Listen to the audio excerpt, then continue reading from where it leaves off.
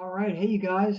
Thanks so much for hopping on this really, really hot Thursday. This is the time of year where I'm just so grateful for air conditioning.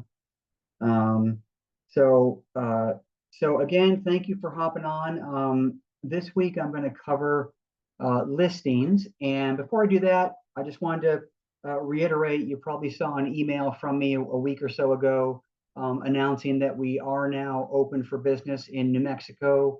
We've been in Oklahoma for several months. I have a couple of agents up there, but New Mexico is the newest. So if you know anybody that or yourself, you want to do business in those states, let me know.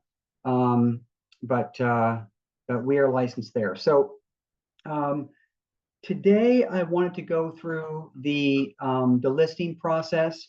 Um, I do want to tell you that it's really just focused on the sales portion of this process, and so I'm not going to go through the contract, how to fill out the listing agreement, how to do the listing once you get it.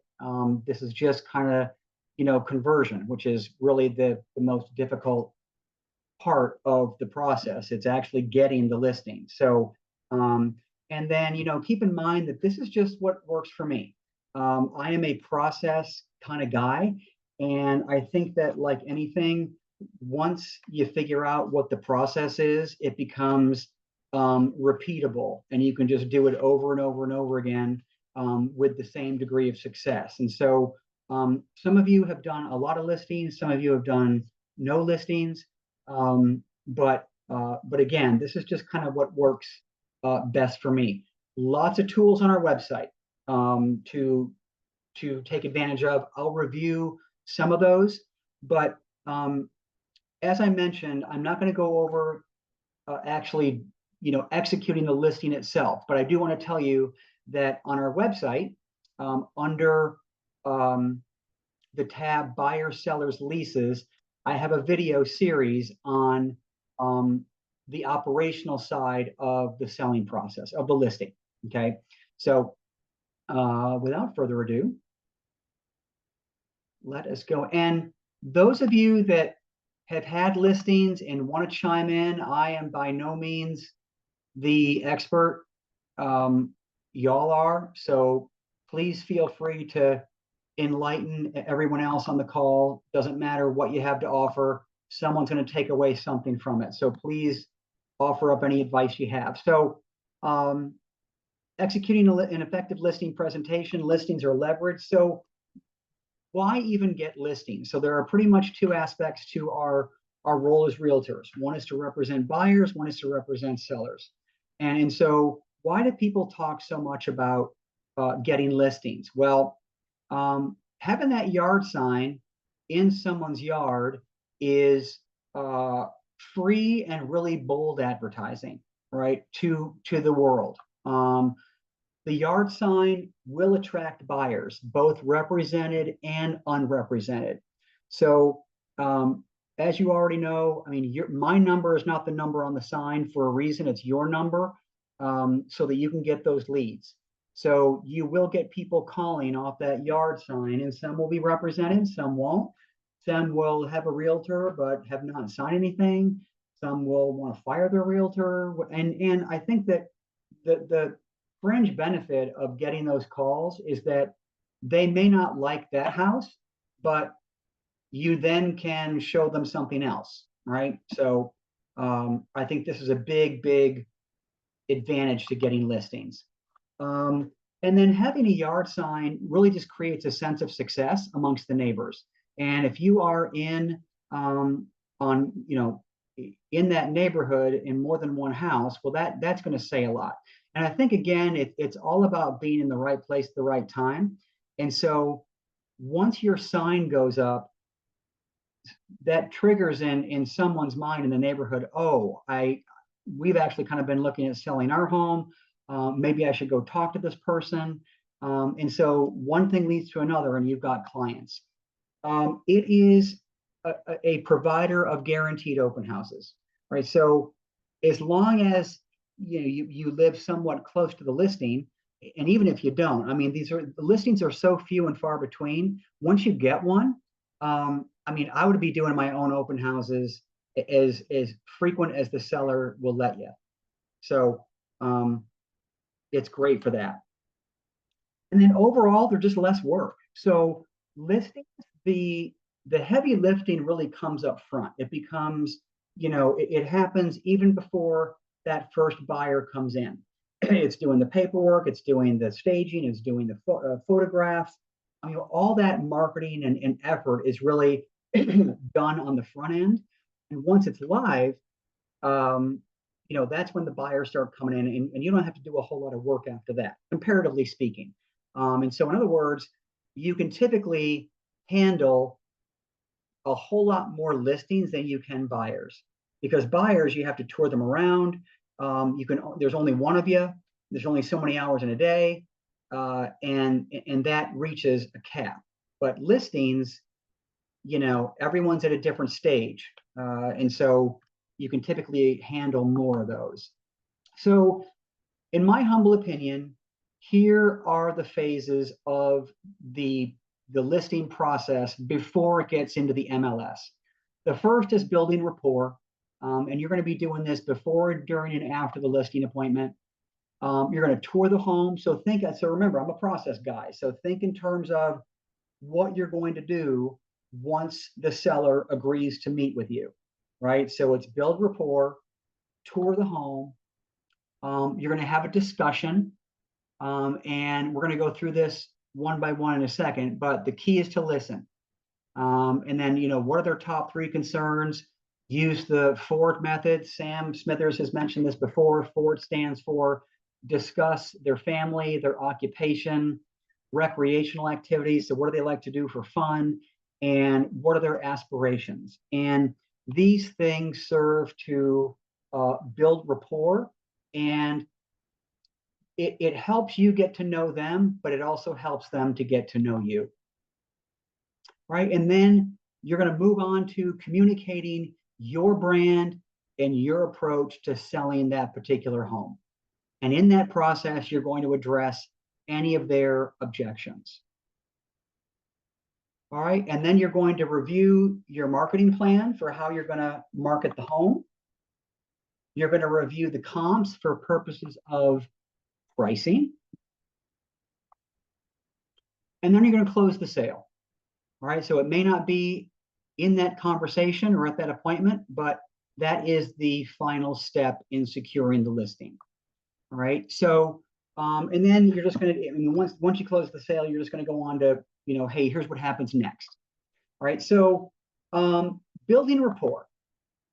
So, I do recommend that you use the Ford method. I mean, don't rush this part. They're entrusting you with selling something that is, a very big deal, and they want to know a little bit about you. I will tell you that, just to put your mind at ease, that if you think that even though you may have never listed a home before, or you haven't listed enough of them to really think that you know what you're doing, if you exude a certain degree of intensity and confidence, you're going to get more business than you think. Now, how do people convey confidence? Most people that have zero skill set talk, talk, talk, talk, talk. Here's about me. Here's what you need to do. This is how it's going to go. And they just steamroll the situation. And that's because if they dare stop talking, they would actually they would reveal that they don't know anything. And so don't be afraid to listen more than you speak. And the Ford method works well because it's just a bunch of questions about, their family, their occupation, what they want to do, what they like to do for fun, and what their dreams or aspirations are. And to be honest with you, think about the last time someone asked you those questions. But think about how much internal dialogue you have about those subjects. And my point is that if you take the time to engage someone in that kind of line of conversation, you'd be surprised at how talkative they become. And once they start talking, start taking mental notes about cues that they might be giving you about how they want this process to go, or just in general, what kind of person they are. If they are a doctor or an engineer or a CPA, it's going to be a much different interaction than if they were a salesperson or, doing some other line of work. Okay. I'm not saying change who you are. I'm just saying that it's going to take a different direction. All right. You're going to want to find out, why are they moving? Now, mind you, it's okay for you to know that, but it's none of anybody else's business. So unless the seller implicitly tells you it's okay to tell buyers why they're moving, it's usually not at all appropriate. Okay. But there's always a reason they're moving. And in the whole building rapport thing, you want to empathize with this big life change, but at the same time be excited for them. I mean, they don't know what's next. Even if they've lived in their home for a year or 25 years, this is a big deal. No one wants to move. No one knows what's on the other side of that, and so your empathy and just sharing that moment with them can really go a long way. And then again, listen for cues on how you can connect with them. Do you have a shared interest? It's very, very possible. Right? You might say something like, "Man, you must feel a little anxious about this move, huh?" And that sometimes disarms them, because of course they feel anxious about the move. But a lot of agents will approach the situation with, "All right, let's get this moving. I'm your person. Enough chit chat. Let me do what you're going to hire me to do." But that comes later, right? We're in the "you need to trust me" kind of mode, right? And again, don't rush this part. Think about how you got the lead in the first place.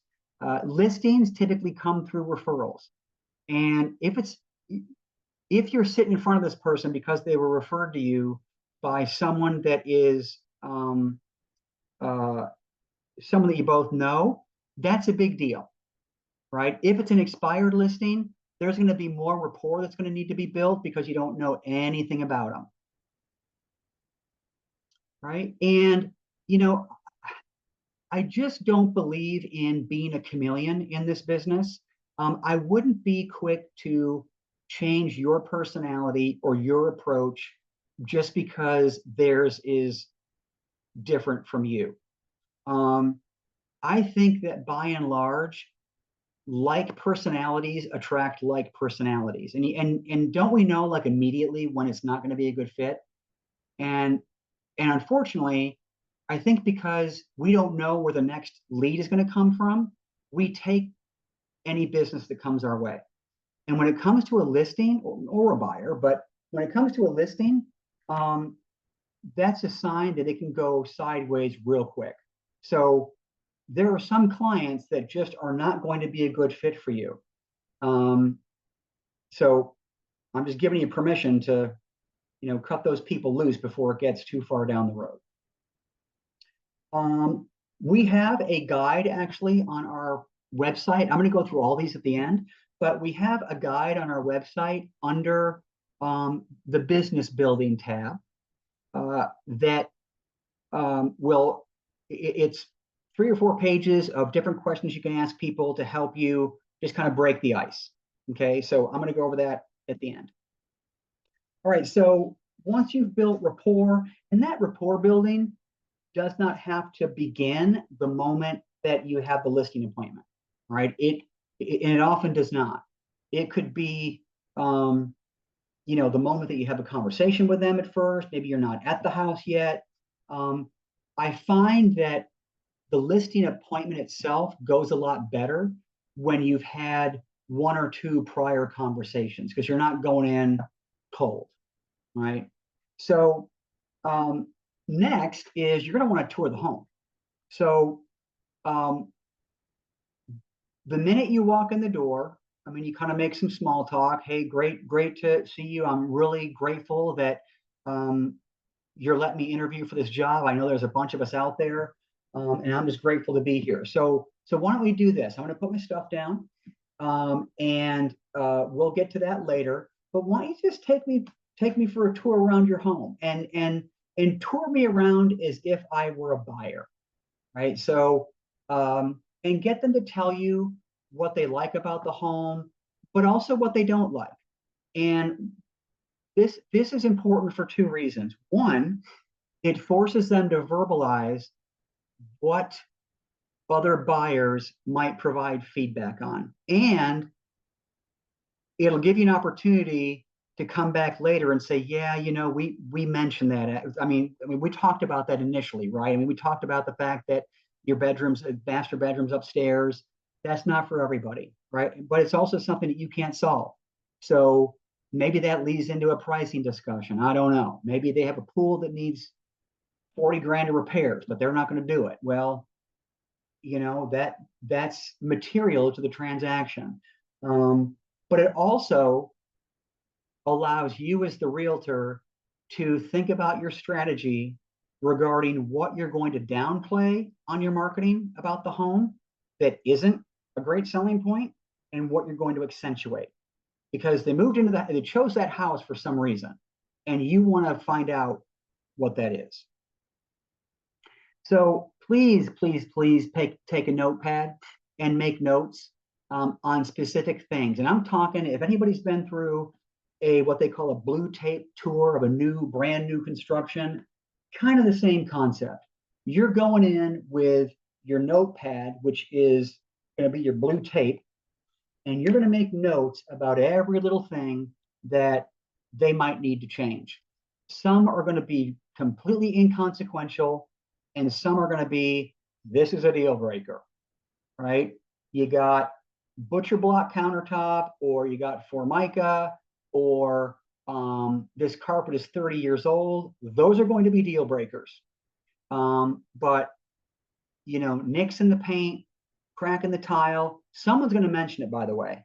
And it's your job to call all that out, but it's also your job to help them prioritize what is a deal breaker and what isn't. Okay.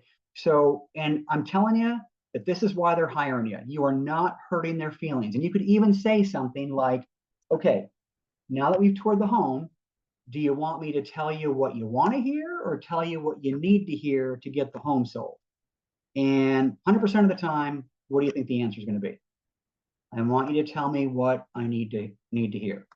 All right. So this is, and probably the only time in this interaction that they're going to give you permission to be brutally honest. So take advantage of it. And you want to compliment them on everything about the home, within reason, of course. I mean, and say things like, man, you really must have enjoyed living here. And believe me, if they have little hash marks on door jambs that mark how tall their kids were, they're emotionally attached, right? So you gotta empathize with them. But every home has something to compliment them on. So just make sure that you call those things out. There will be plenty of time to talk about the negatives. All right. Now, this is probably the most important thing that you can say, and you need to say it often. And this comes in the context of exuding confidence. And so after you tour the home, you're going to want to say, well, there's no doubt about it. I can definitely sell this home. All right. So I'm not suggesting that you be deceptive or untruthful. Now, there are going to be some just horrific examples where you're probably not going to be able to sell a home, right? Maybe it's uninhabitable, whatever. But that's not going to cover 99% of these listing appointments. And so if you hedge, if you hesitate, if you think about it, just from me to you, what else can you possibly say? I mean, of course you can sell it, right? Based on certain criteria, but they need to hear that. They need to hear it because they want to know that when they hire you, they made the right decision. So use this phrase often. No doubt about it, I can definitely sell this home. What you're not saying is, not if you don't change the carpet, not if it's not priced right, you can't sell it, of course. But That's not the time. This is not the time to say those things. Now is the time to say, absolutely, I can sell this home. When do we get started? Okay, so you've just toured the home, you're excited about what you saw, you're complimenting them on, this, that, and the other. And to tie it all up in a bow, you say, no doubt about it, I can definitely sell this home. That gives them reassurance. Okay, so now you kind of segue into, okay, let's sit and visit, as they say in the South. Let's have a little visit here. So important to just listen, right? You want to listen more than you talk. I may have mentioned before that about a month and a half ago, my son and daughter-in-law they're in the market to uh, trade up. They live in a home right now, and we went to see a lot of new construction. And I was very impressed by this one salesperson that um, really took the time to sit down with all of us and ask them very specific questions um, about what they liked about their current home, what they didn't like about it, what are they looking for in a new home, what are the must haves, what are the kinds of nice to haves. And she really took her time in exploring those answers. But what struck me is that she hardly said anything except ask the question. She didn't comment about their answers. She didn't say, oh, well, we have this and we have this and we have this. She just took that time to really listen to what they had to say. And this is an extremely overwhelming process for both you and your clients. So I find it helpful to just almost say, this is going to be a beatdown, but let's just get down to brass tacks. You want to list your home. You've already raised your hand and said you're doing this. What are your top three concerns? If we get 4 weeks into this and it starts to go sideways, what would that look like? Because it'll be different for everybody. Now, I'll tell you that most sellers' concerns are, I want to get the most amount of money from the home and I want it to sell quickly. No one says, I want a 60-day close, right? No one says, I want to get less for this than I paid for it. All right. So those are their top main concerns. But when you ask this question, you're going to be surprised at the answers that you get. And again, this is another opportunity to build rapport. And you might take the answers from before that they've told you about their family and their occupation and what they'd like to do for fun. And because at this point, mentally, they are on their way to somewhere and something else. And some people are extraordinarily attached to their home. And so they're not ready to move, although they think they are, or maybe it's a job change and they're kind of forced to move. But you want to maybe remind them, based on the answers they gave you, why they're moving and how you can make this easier and how you can solve their problems. So we do have a seller lead sheet or a questionnaire that if you are at a loss for keeping this conversation on track and to prevent yourself from having to come back and ask a bunch of questions that you should have asked in the first place, we do have a two-pager, I think it's 2 pages, we're going to review it in a second, that keeps you on track. Okay, we'll go through that in a second. All right, so in this discussion, you might say something like this, and here's the deal. Depending on who your audience is, you do not want them to take control of this process. All right, so one of the ways is to interject little statements like this. Look, it's my job to ensure that the home sells based on your terms. Now, remember, this is after you've done these prior 4 things, because at this point, you have enough ammo to say something like this. So, okay, look, I heard everything that you said.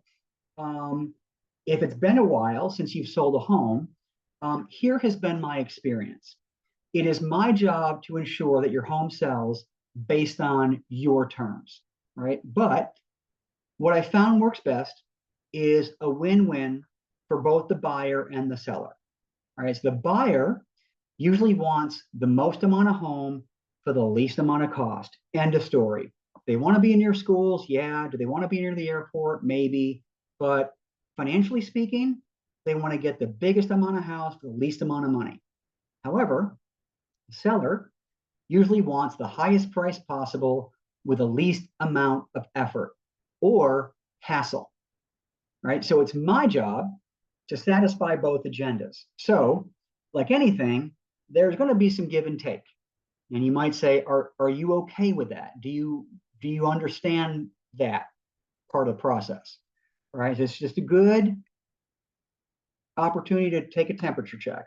Right. So um, the second part is you want to get down to what I would, I guess, classify as the technical aspects of what's about to happen. And so you're going to want to know, is there anything I should know about your ability to convey this property? Well, what do you mean?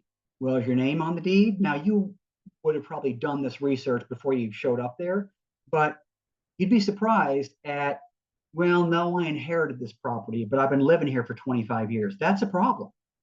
Um, my my name is different on there's a disparity between the names on the deeds. That's a problem.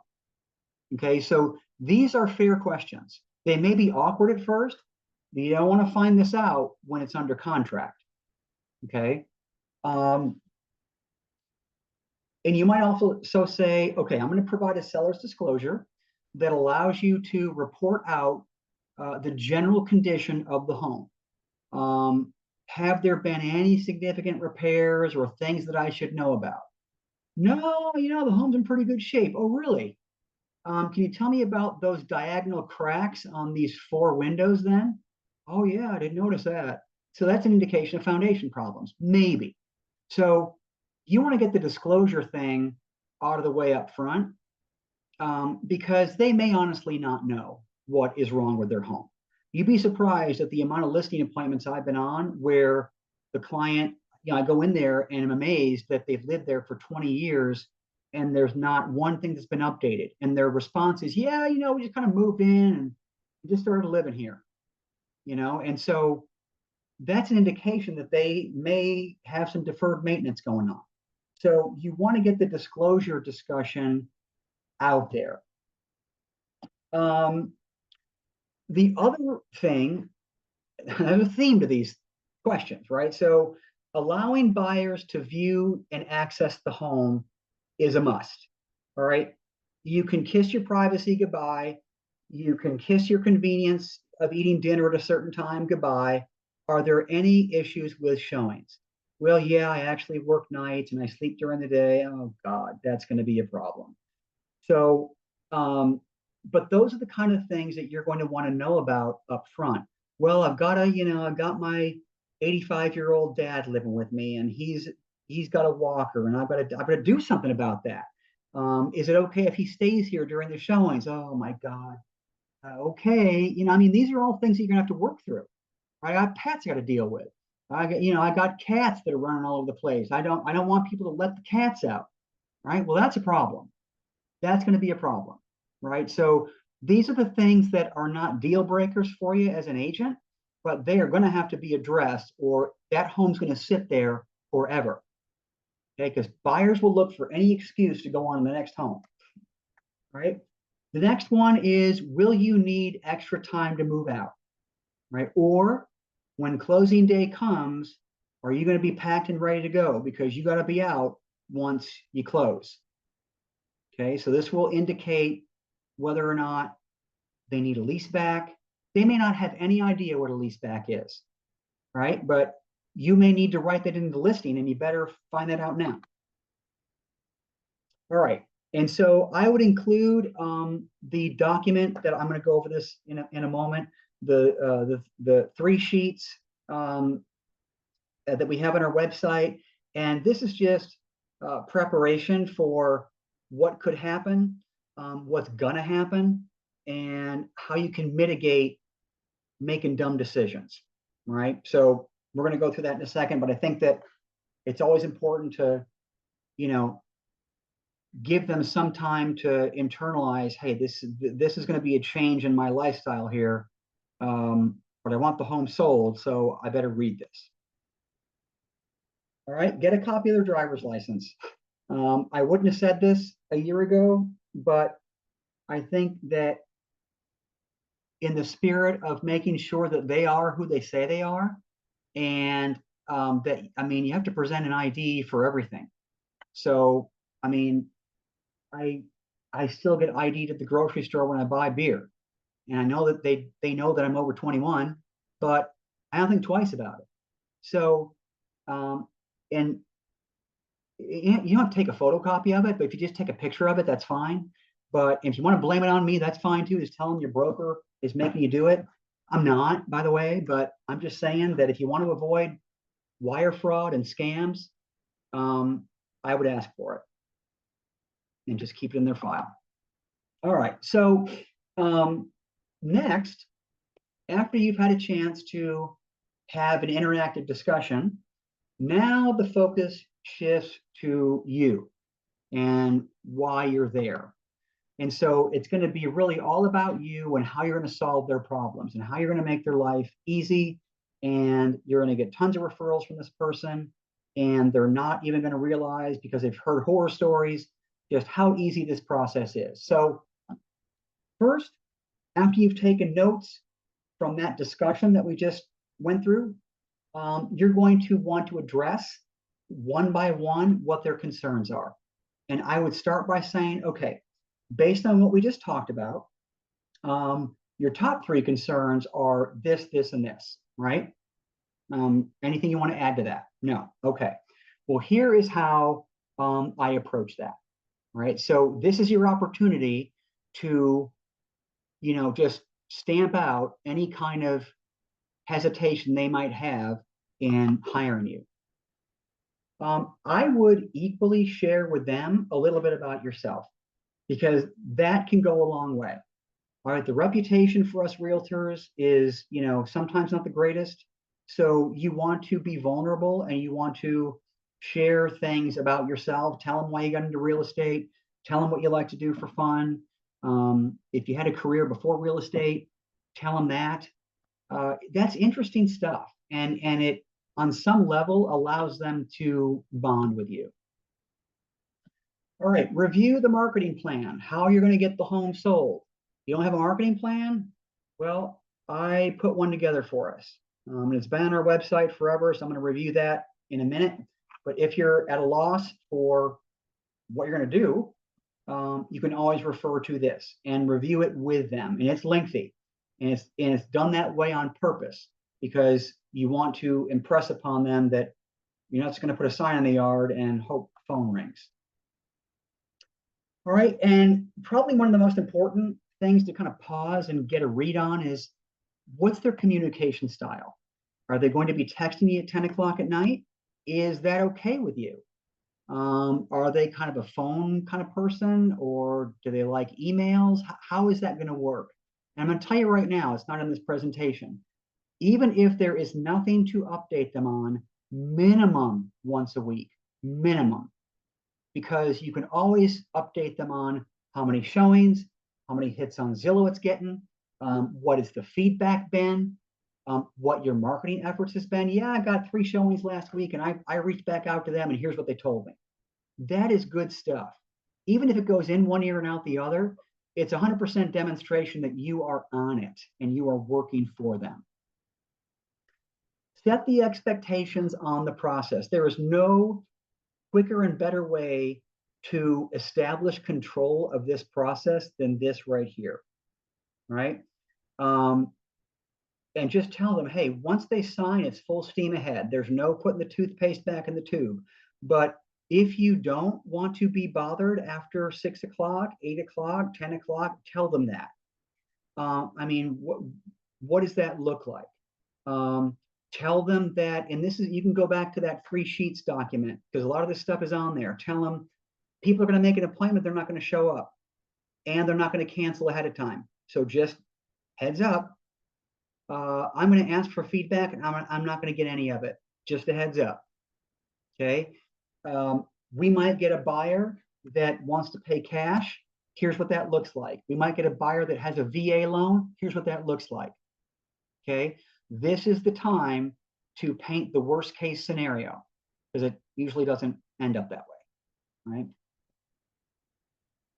All right. So I do have a listing presentation that I'm going to go over in a second, but I do not believe in bringing 50 sheets of paper and going through every single one of them. I'm going to tell you why.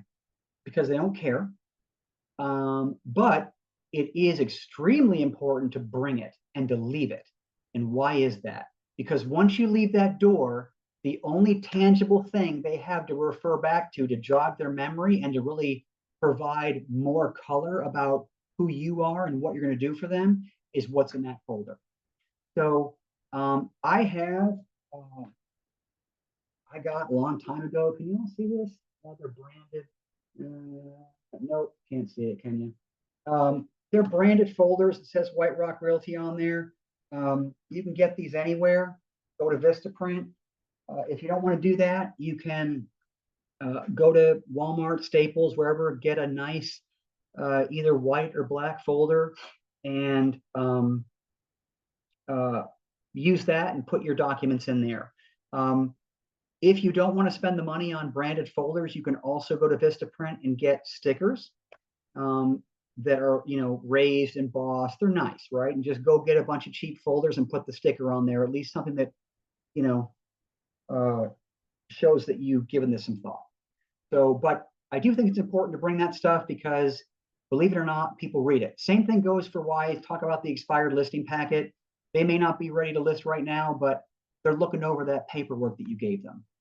Right. So after you do all that, you're going to want to get down to, let's price this home. Right. So you're going to review the comps. And I would bring the RPR report.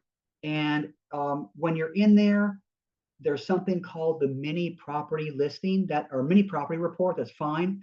I think even that is like a lot of pages. So you're going to want to pare that down. But if you're not familiar with the power of RPR, this home has an address.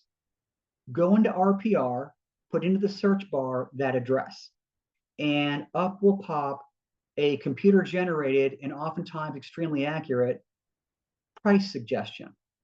In addition to that, it will give you a price range suggestion because the computer is not inside the house. So, and that's based on sold data from the MLS. So it is usually very, very accurate. All right. So you're going to want to review that. And it looks nice, printed in color. Okay. Don't do black and white. And then you're going to want to either bring a full CMA or a quick CMA. I personally just like to do a quick CMA. Unless they want to know, more detail about the comps that you brought. But even then, a quick CMA, you can speak to those homes that you brought in as comps anyway. For all you know, they already know, what the inside of those homes look like. Maybe, maybe not. But the more you overwhelm them and the more data and ammunition you give to them to just pick it apart, the more the conversation is going to get derailed. So you're here to talk about price. You're here to talk about what you think the home can sell at. Let's not overthink it. All right. Keep it brief. Don't include too many homes. And so my number is if you have 3 of each, 3 actives or pendings, 3 sold, and 3 expired, you're doing good. That's 9. And that could even be too much. But you do not want to go more than 8 or 10 homes. That's just too much. And you got to keep it relevant. So if out of those 9, one of them, let's say the home was around $450,000, but because of how close it was to that home, there was some anomalous home that sold for $700,000. Well, you're not going to want to include that because that's going to skew your price per square foot, and it's not going to be relevant whatsoever. Okay. I have a whole video on how to do comps. There's a art and science to that too, but I'm not going to review that today. But keep it brief. Um, and then decide based on the comps and the market conditions whether or not you can get aggressive with price. So I find that, especially in a subdivision that was a new construction subdivision maybe 5 years ago, and now it's all built out, and now you're on that cycle where people want to sell their homes. I find that those price points are really close together, which is just a dream come true, right? And if that happens, decide, sit back and think, okay, well, for the past year, they've all been selling at this. But I noticed that based on these for sale homes, they're actually asking a little bit more. Could I ask for more?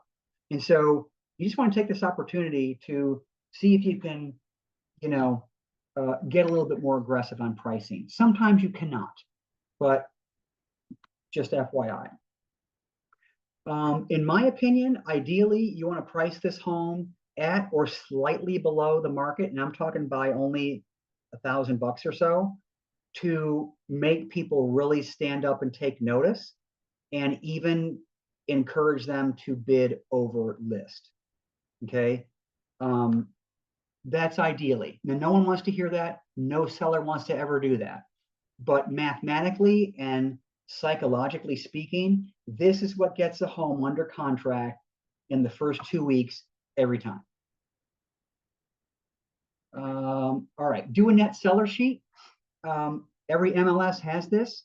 If you don't want to do it through the MLS, you can use the Allegiance Hospitality app or some title app. They all do them for you.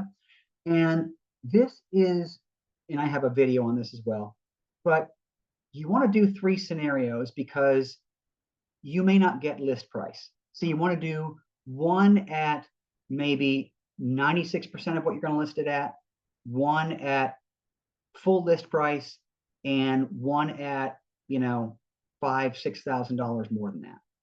Okay. Because then they can see in black and white what the sales price is, what they owe, what the costs are, and what they're going to pocket. Right.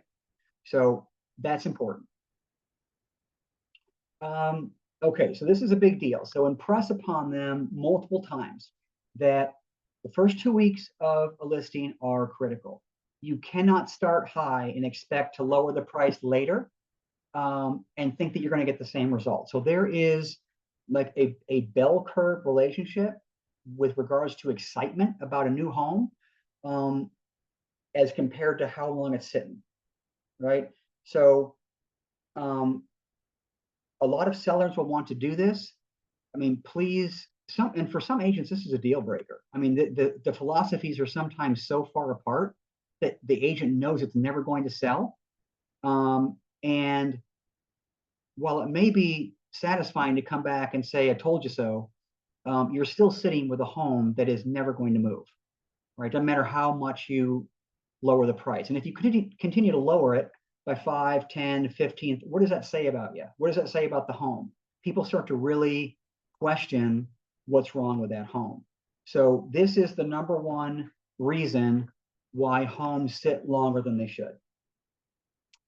And then decide whether y'all are on the same page. You might have to take a pass, right? And tell them you will. And so let's assume it's price that they're pushing back on. Just say, yeah, man, you'll get an agent that'll agree to this price. But this home's going to sit here for a while. And I hope I'm wrong, but I know what I'm doing. And you will, one thing I know for certain, you're going to get an agent that sits here and agrees with you on everything. But you told me earlier that you were okay with me telling you what you needed to hear and versus what you wanted to hear. So this is me just being real with you. Okay. So keep in mind, you simply can't close every sales presentation. Now, I think the statistic is that a seller is going to choose the first agent they interview 70% of the time, or maybe it's more than that, but that's not a foregone conclusion. So assume that you have competition, and also assume that if this doesn't work out, there's a better lead coming your way, because the last thing you want to do is damage your brand by having a listing that's going to sit there for 60 days through no fault of your own. Okay. And then discuss what happens next. So you're going to sign the listing agreement, sign the IABS, prepare the home for sale. So that includes decluttering, staging, taking photographs, sign in the yard. If you are in a city where your MLS accepts coming soons, I know Austin does not, and a couple of others as well.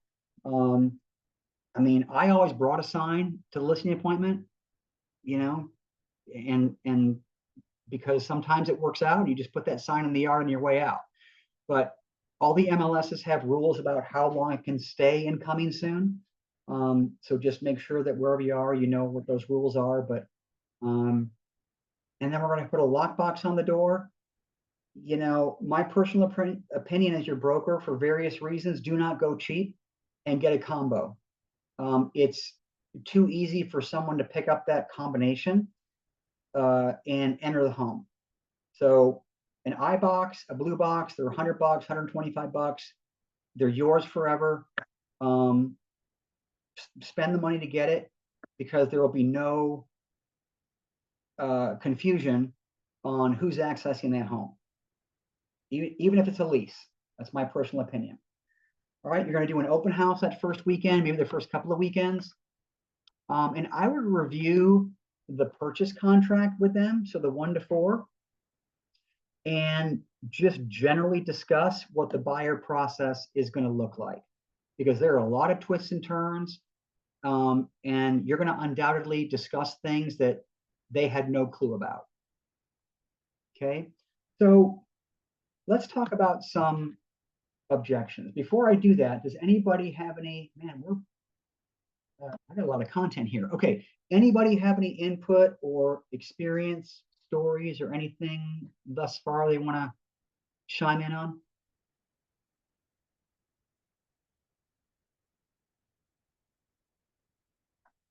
I know there's some horror stories out there. All right, so here are the typical objections. It's going to be pricing. It's going to be your commission. It's going to be your experience, maybe. I rarely got that question, by the way.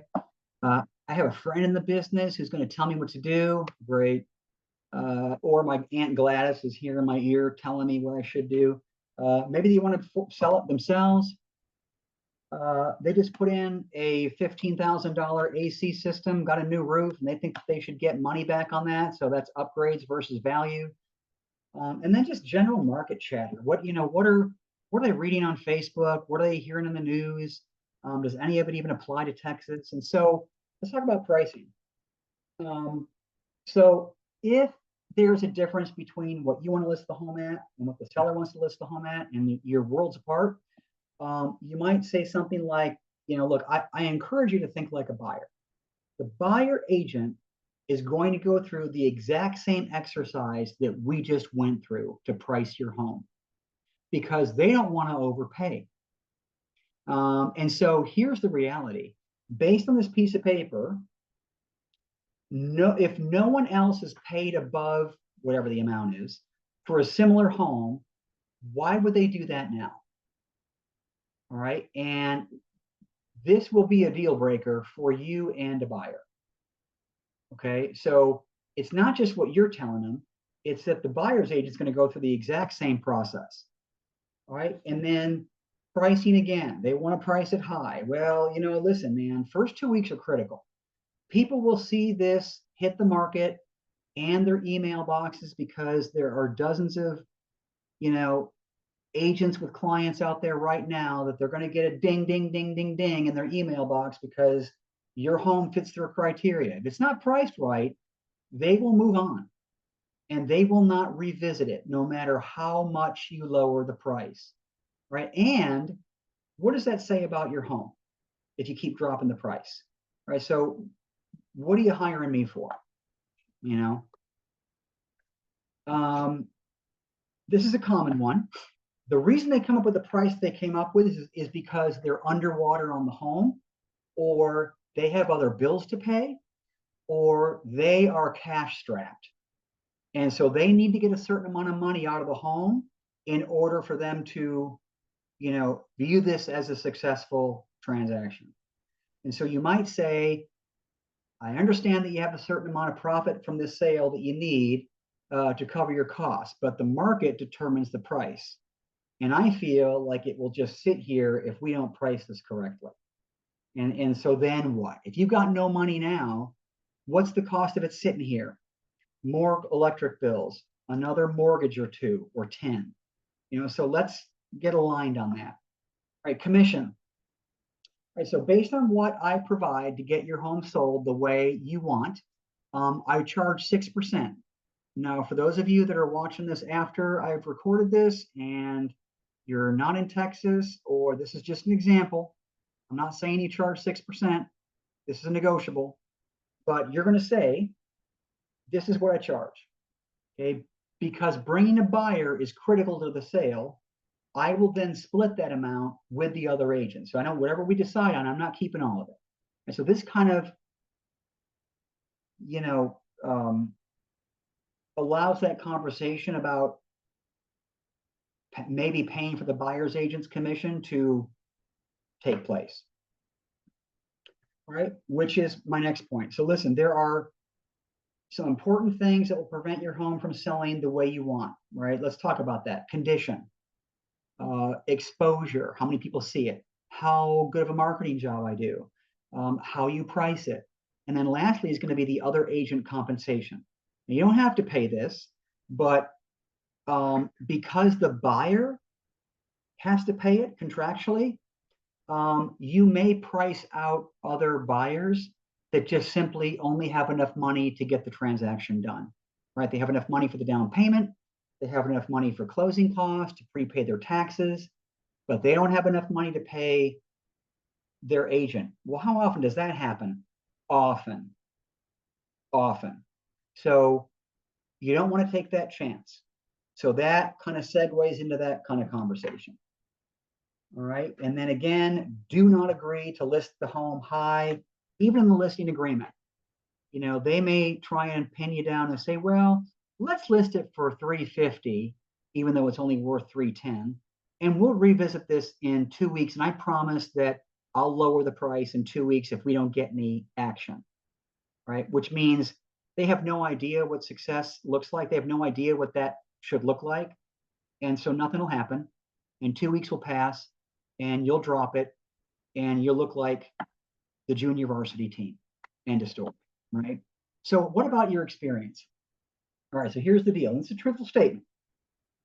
If this comes up and you don't have anything else to say, just say, look, my broker is going to mentor me through this entire transaction and is even willing to meet you with you to give you peace of mind. This is a collective effort. It's not just me that you get my broker, you get all of our resources, lender, title company, whatever. Experience is not even going to be a factor. All right. And here is something that you might say that kind of speaks to leading with confidence and intensity. So, they may have a concern about, well, you've only sold a couple of homes, you've not sold any homes. You might say something like, look, experience is one thing, but you can't discount someone who truly wants your business. The incentive will always be there to exceed your expectations because I want to list this home so badly. I want to do well. I want this to reflect well for you, for me, for the brokerage, for your neighbors. I will always be responsive. I will always solve your problems and I will always do what's in your best interest. Okay. Besides, and I know that you can probably agree with me, I know a lot of quote unquote experienced agents who are pretty sloppy and only care about the transaction. And that doesn't just apply to real estate. Think of the last thing that you bought. Did they really care about you, or did they just want to get paid?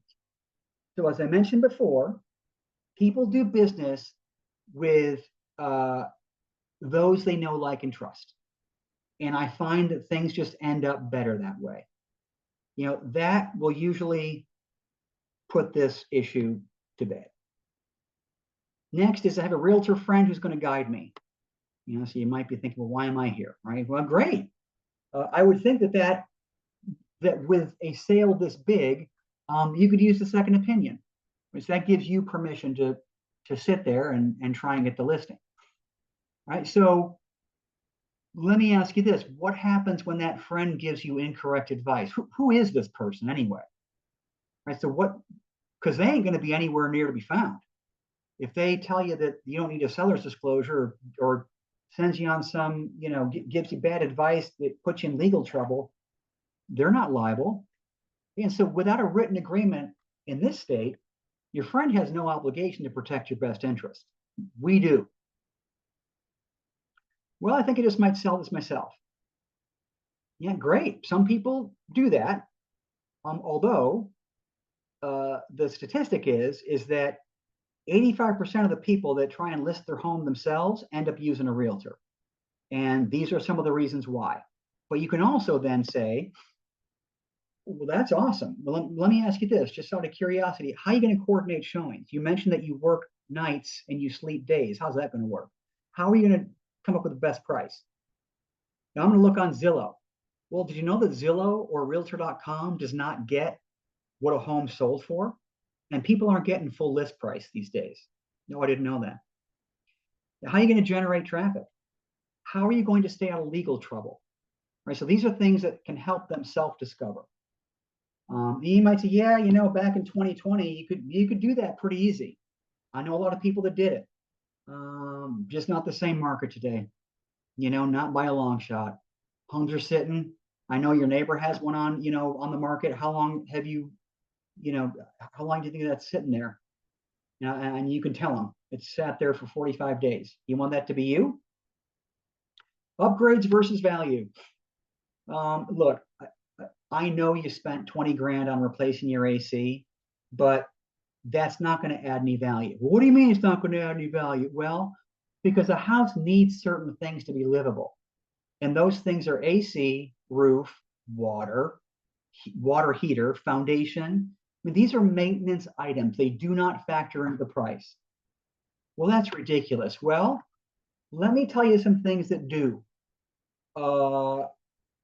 That will help you speed up the sale of your home, right? And those are going to be painting the front door, redo the landscaping, paint, new countertops, new flooring. And oh, by the way, I know some people that can get this done. But I know that an AC unit is expensive. I know you just redid the roof. You're not going to get that money back. You're just not going to get that money back. And then market chatter. What are they hearing? Address each falsehood individually. Yeah, I heard I don't have to pay the buyer's agent anymore. Well, this was always the case in Texas, right? So it was always negotiable. It's now enforceable. So if you decide either way, that's going to have consequences. You can choose to pay them and have your home sell in 2 weeks, or you can choose not to, and maybe you don't have the money to do that. I get it. But it's going to sit there for 60 days at least. And you might say, hey, yeah, I've heard that too. You want to know what the data says? Do you know what the MLS says? Do you know what my broker says about that? And you're not going to have an answer to every question, but stuff is going to come up, right? So next comes, you got to close the sale, right? So here are some helpful phrases that I've come up with that might get you from I need some time to think about it to let's get this deal done.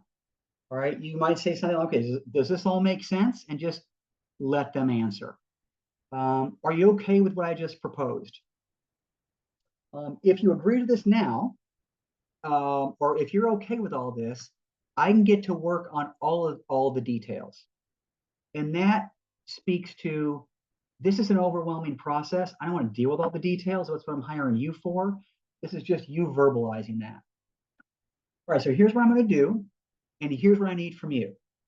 All right, so that's one approach. Here is how this can benefit you, and what you will immediately experience is this is the old-fashioned needs, benefits, features.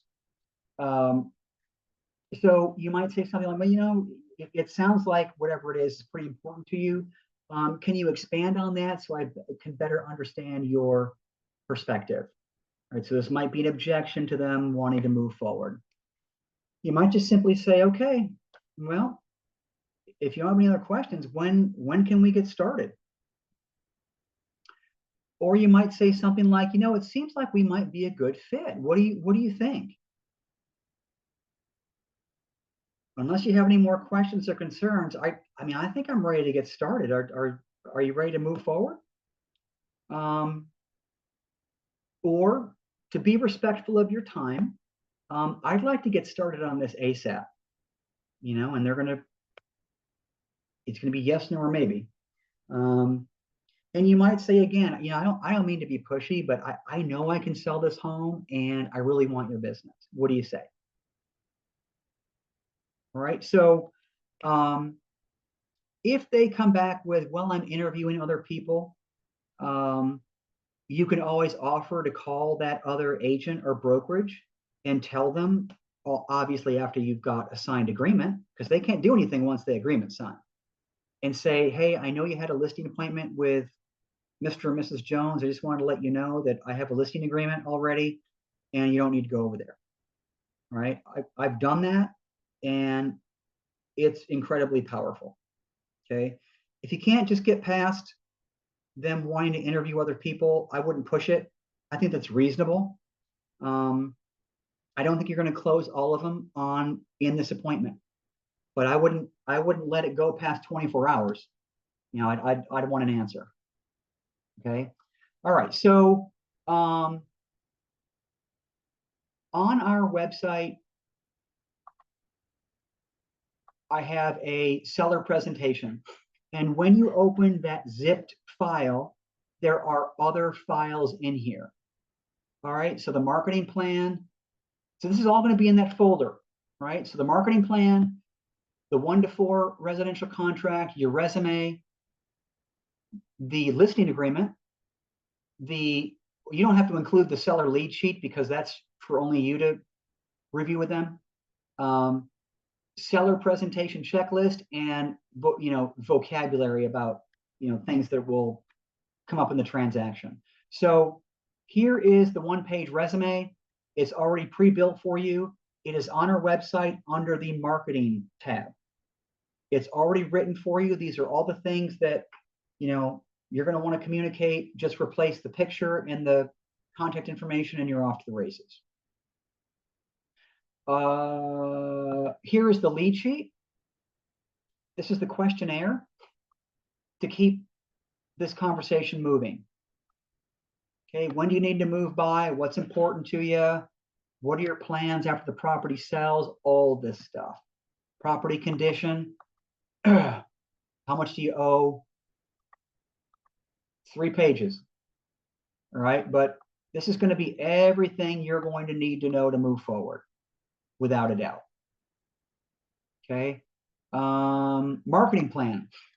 This is in Word format for a reason, because you're not going to want to do or can't do everything on here. It's 2 pages long, but I would go through each one of these and decide which ones you're going to remove and use this. Print it in color, but there are 31 different things here. All right, so this just demonstrates that you're working for them. All right. And I think, well, the 3 sheets, let me go over that real quick.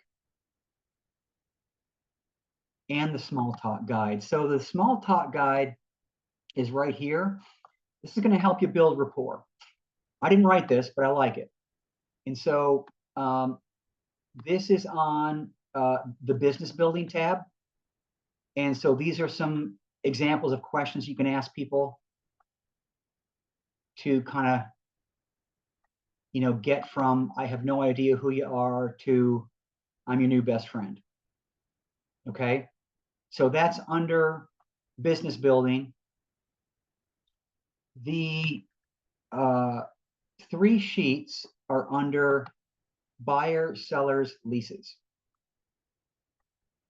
And it's the very first one. And assuming this loads, okay, there you go.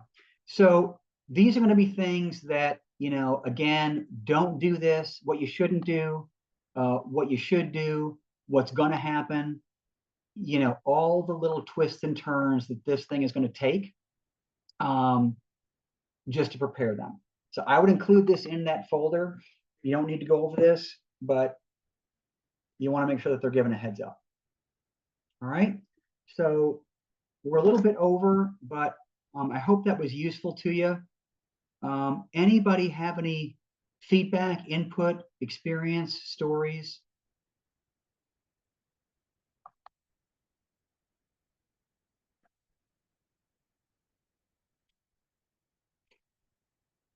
No? All right. Well, just keep in mind that also under the buyer seller leases tab is the video series on, the mechanics of the listing, how to put it in the MLS, and, measuring the rooms and all that good stuff. So I wanted to cover the most important part, which is how to get the listing. Yeah, so Renee says, can you suggest some dialogue about when someone says they want to compare to larger brokers? I mean, the statistic is that 55% of all real estate agents are with a non-big brand. And so we can do the job just as much as they can. And you might throw it back to the seller and say, well, tell me more about why that's a concern. So we're obviously talking about people like Century 21, Keller Williams. What is your perception of why that might be a better fit? And they might say, because it's like McDonald's. Everybody knows McDonald's. Okay, well, what do they stand for then? Why would a buyer care whether or not your home is listed with Keller Williams or with White Rock Realty? Like, what's important to you to get? Let's talk about what's important to getting this home sold. And then once they tell you, it's going to be just a regurgitation of what you already talked about. And you could say, well, yeah, okay. So as we talked about before, this is how I'm going to get your home sold. There's no disadvantage or advantage with listing with Keller Williams or Remax as compared to us. And I want you to do something for me, Mr. and Mrs. Seller. As you're driving around, make a mental note of how many signs you see in the yard that are from brokerages that you've never heard of before. Because my guess is there's going to be a lot. All right. So the brand does not necessarily equal aptitude. I'm sitting in skill set. I'm sitting here telling you, I want the business. Here's what I'm going to do for it. I'm going to be responsive. I'm going to be intense. I'm going to tell you what you need to know, not what you want to know. And here's one. You could say, here's been my experience. Big companies miss little details. Oh, it got kind of quiet in here. Big companies miss little details.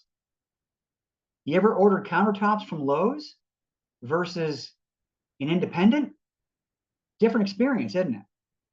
Big companies miss little details. That's a true statement. Man, I should end the meeting on that. That's worth the price of admission, y'all. That's what you can tell them. I like that. I like that, Brad. Woo! Feeling good. Let's I go like get some it. homes, y'all. I also I actually tell them how I chose, why I chose this brokerage as well. I tell them it's a lot of brokers out there. I said, but why I chose my broker, and that's kind of my spill as well. That's good. Mm-hmm. But thank you. That was good. Yeah. Anybody else?